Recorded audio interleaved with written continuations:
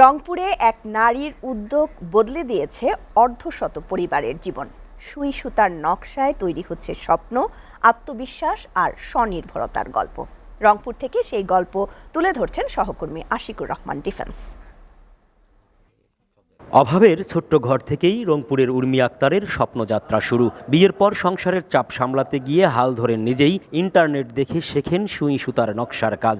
ধীরে ধীরে এটাই হয়ে ওঠে আয়ের পথ, আর সেখান থেকেই শুরু নতুন গল্প। বাড়ির উঠোনে কর্মব্যস্ত একদল নারী, কারো হাতে রঙিন সুতা, কারো হাতে সুই, কাপড়ে ফুটে উঠছে নকশার পর নকশা। এ যেন বদলে যাওয়ার এক নীরব গল্প। আমি চাইছিলাম যে আমি কিছু করব, যেহেতু আমার হাজবেন্ডের সমস্যা, সেক্ষেত্রে আমি আমার হাজবেন্ডের পাশে দাঁড়াবো।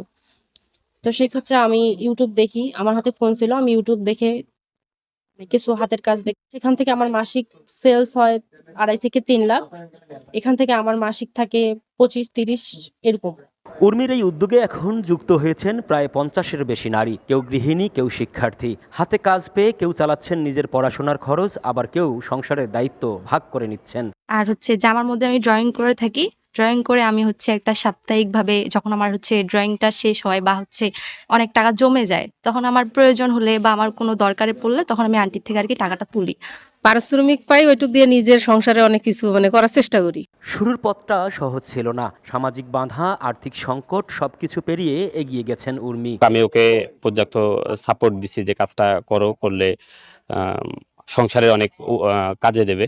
আন্তর্জাতিক নারী দিবসে এই গল্প যেন মনে করিয়ে দেয়, সুযোগ আর সাহস পেলেই নারীরা বদলে দিতে পারে নিজের জীবন, বদলে দিতে পারে সমাজও।